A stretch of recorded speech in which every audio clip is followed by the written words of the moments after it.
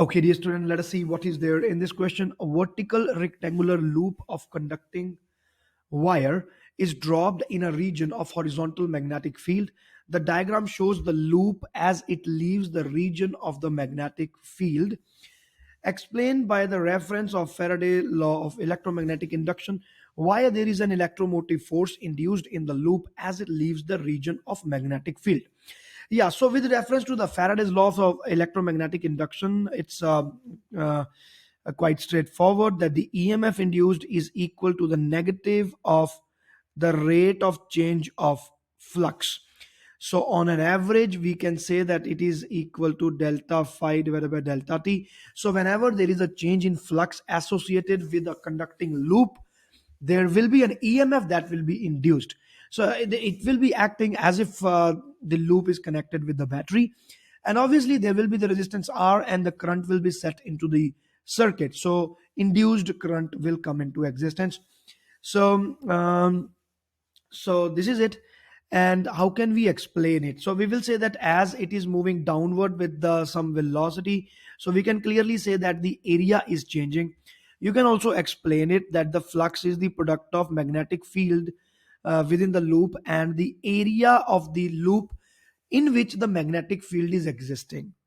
Okay, so that is the flux. And we can say that because clearly there is a change in area, there is a change in flux. And because there is a rate of change of flux, that will be giving rise to the electromagnetic force, that is EMF. Let us see what is written in mark scheme.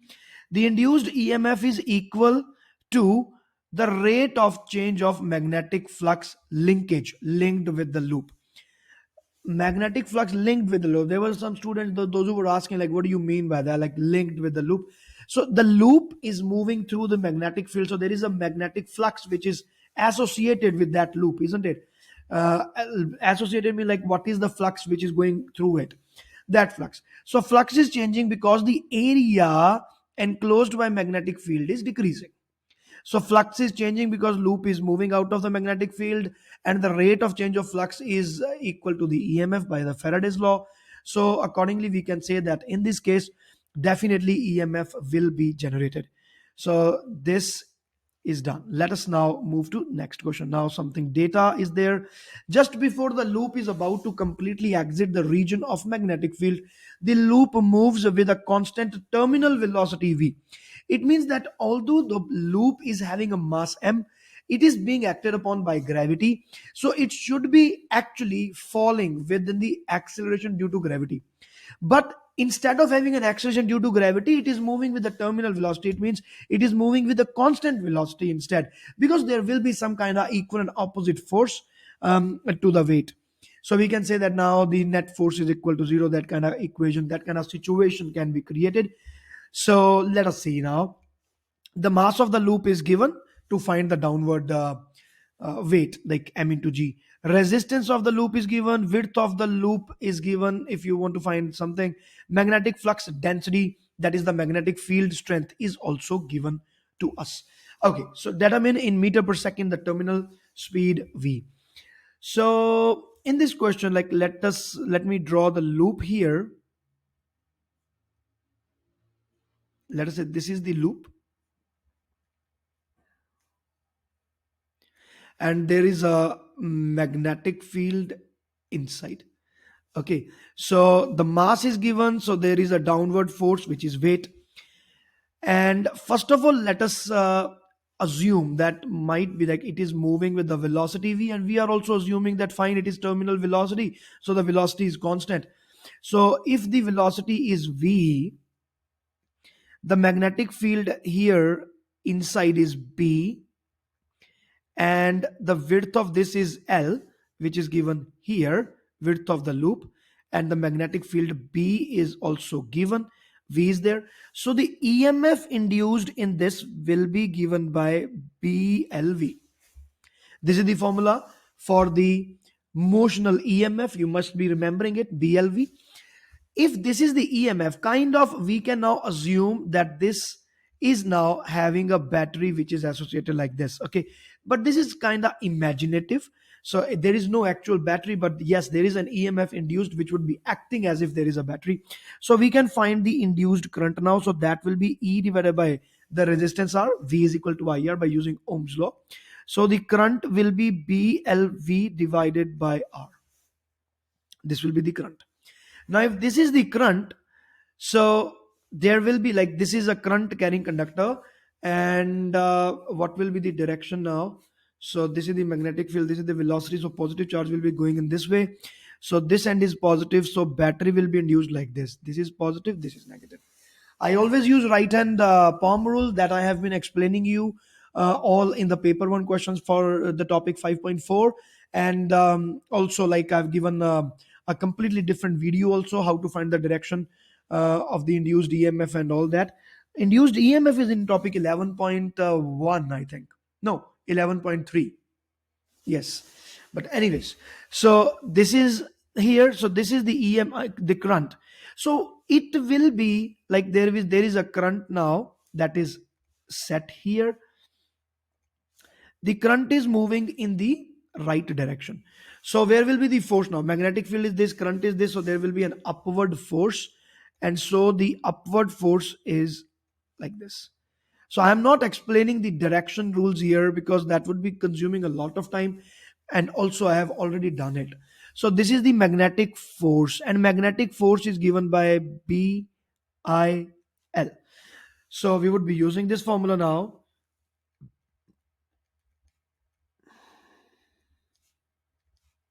So BIL.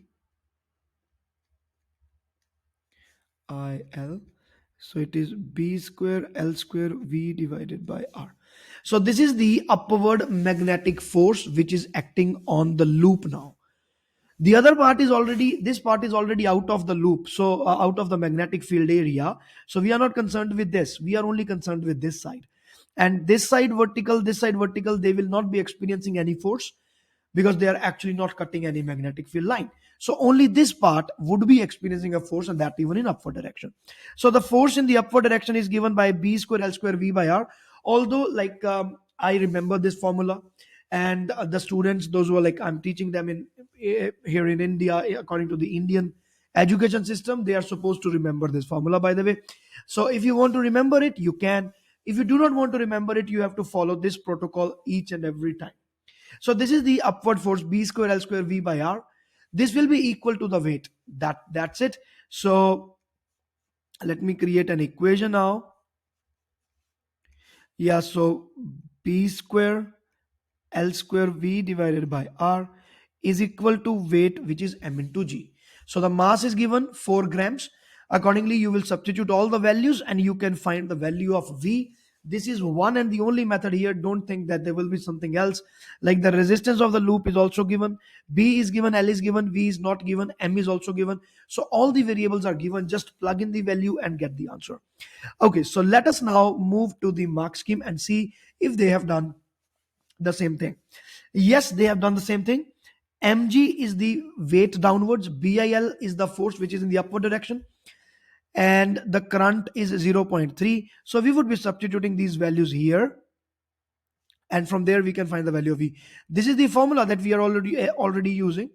B square L square V by R is equal to M into G. So V is equal to mgr divided by B square L square. So this is exactly the same thing that we have done. So this is how we do it. And yes, this question is done. Now let us move to 7C. Yeah, so this is about the capacitors now. Capacitors is 11.3. Yeah, 3 capacitors. C1 is 3 microfarad, C2 is 2 microfarad, and C3 is 4 microfarad. They are connected to a cell of EMF 12 volt, negligible internal resistance. The capacitors are initially uncharged.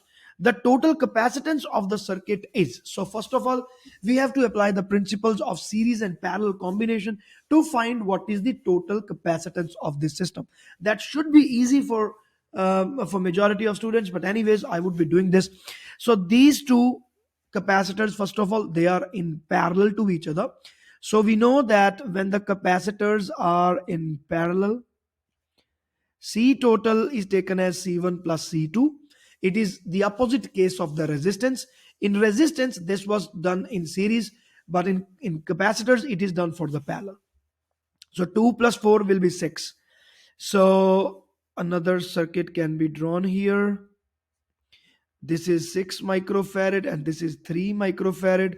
Now they are in series, so we would be using the formula for series. So 1 by Ct is equal to 1 by C1 plus 1 by C2. But this formula is quite difficult to apply. Like it needs a bit of more mathematics, but there is a simpler version. If you create this version, you would be able to do the calculation even in your mind. Like this is just nothing. Like I have just taken the LCM of this and then I have reciprocal it. So this is actually the same formula.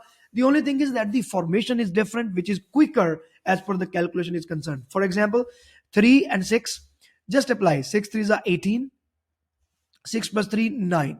Clearly the answer is 2 microfarad and we have done it. So this becomes 2 microfarad. So your answer is 2 microfarad here. Otherwise, you can just see this thing. First of all, this parallel combination is converted into series, like these two have been converted into 6, and then this has been using the formula for the series. We have found that the answer is 2 microfarad. Let us see what is the answer given. Yes, the answer is 2 microfarad. And let us go for the next question now. The total energy stored in the three capacitors. So we want to find the total energy. So it will be half Ct V squared. So the total capacitor is 2 microfarad into the potential. I think it was 12. Yes. So it is just this half this. So 2 and 2 gets cancelled out. It will be 144 microjoule.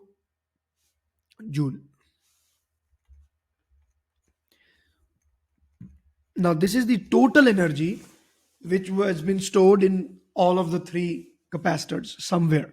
Some energy is in C1, some is in C2, but the total is 144 microjoule. Let us see what is the answer. And yes, it is 144 micro. I just took it as 10 raised to power negative 6, but they have created 10 to power negative 4. That is why the answer is 1.44, but otherwise the answer is typically the same. Let us go for the third point now. The charge on C2. Okay, I think that should be the last part. The charge on C2. So we want to find the charge on C2 now. Okay, so well, this is one of the kind of hard question, I would say, because in this, like, we have to follow the complete process. There is no shortcut. So we have to go for the complete process. And what is that? The step number one is that we must know what is the total C equivalent or C total. That we already know, by the way, now, which is 2 microfarad. So our system reduces to only this. From this system, we will find what is the total charge that is on this total capacitor. So Q is equal to CV.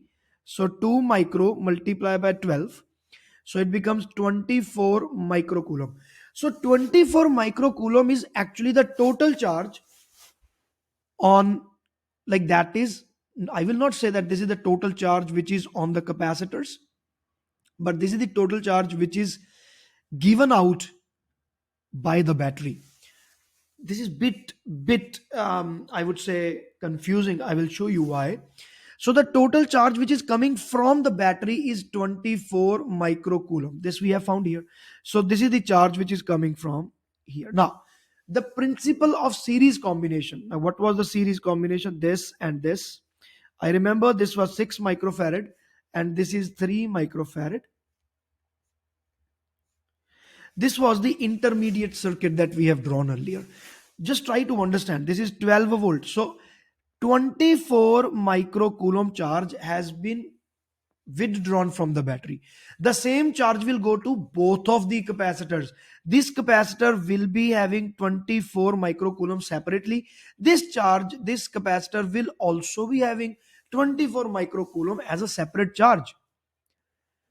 Now, many students will be confused that the charge withdrawn from the battery is 24 microcoulomb, but the total charge here seems to be 48, isn't it?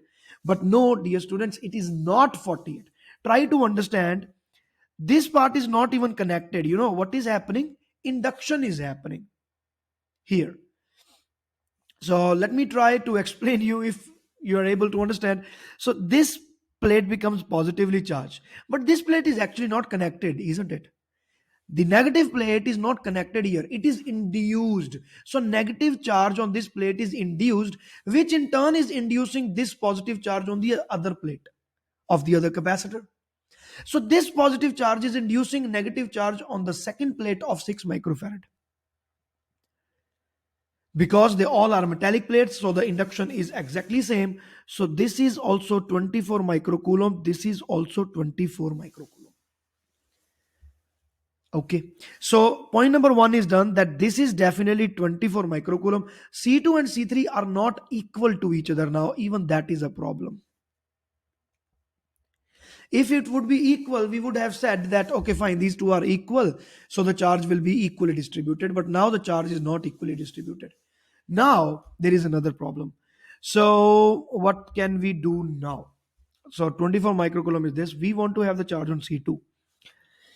Now, there is only one formula, which is Q is equal to CV, and in this case, C is known, V is not known, Q is not known, so we have to find the potential V.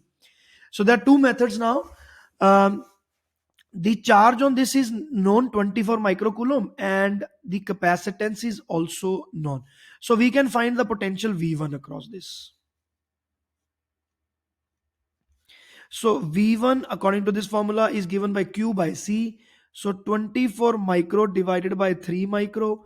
So it is 8. So 8 volt out of 12 total volt, 8 volt is taken up by this capacitor. So the remaining 4 volt exist across this. So 4 volt is the potential difference across C2.